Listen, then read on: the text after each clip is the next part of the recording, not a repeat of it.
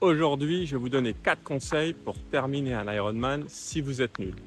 Salut, c'est Mickaël et bienvenue dans l'épisode 4 de Parler seul à la forêt. Cette vidéo s'adresse aux débutants.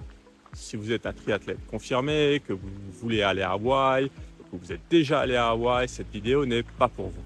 Alors, comment j'ai fait pour terminer mes 11 Ironman? J'ai appliqué ces 4 conseils. Le premier, c'est de m'inscrire. Ce n'est pas l'homme qui fait la fonction, c'est la fonction qui fait l'homme.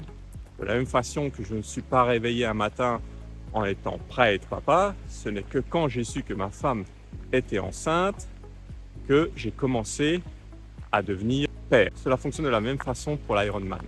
Quand vous vous inscrivez, l'univers conspire que vous puissiez y arriver. Donc les plans d'entraînement, le matériel, tout ça se met automatiquement en place.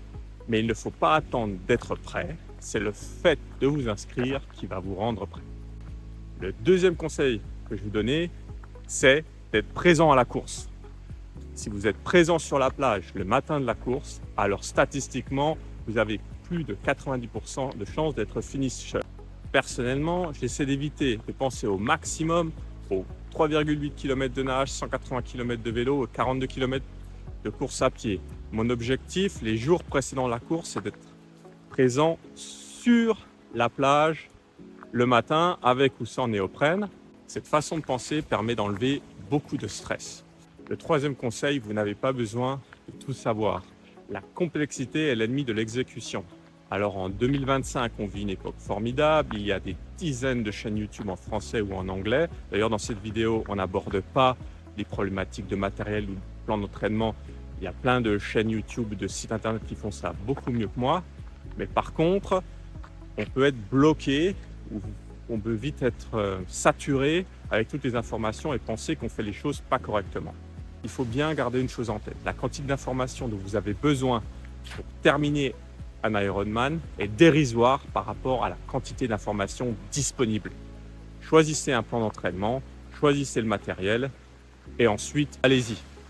Et si jamais vous voyez que ça n'évolue pas de la façon dont vous le voulez, alors vous pouvez à nouveau consommer de l'information et ajuster.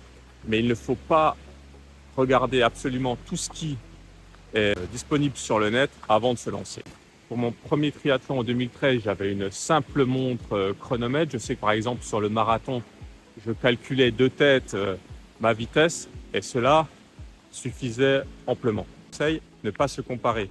Alors je sais que ça paraît impossible en 2025 à l'heure des réseaux sociaux, d'Instagram, de Strava, mais personnellement j'utilise ces applications pas ou alors très peu, juste pour rester en contact avec les gens, leur but premier, car je pense que la comparaison, c'est la recette principale pour la misère, et particulièrement dans le sport. Donc, si vous pensez que ces applications peuvent vous bloquer, utilisez-les le moins possible. Donc voilà, j'espère que ces 4 conseils vous seront utiles pour finir votre premier Ironman. Donc je vous redonne les 4 conseils. S'inscrire à la compétition, être présent le matin sur la plage le jour de la course, vous n'avez pas besoin de tout savoir et surtout ne pas se comparer aux autres. Voilà, alors j'espère que cette vidéo vous a plu. Si c'est le cas, vous pouvez mettre un like ou vous abonner et j'espère vous revoir bientôt pour l'épisode 5. Allez, salut!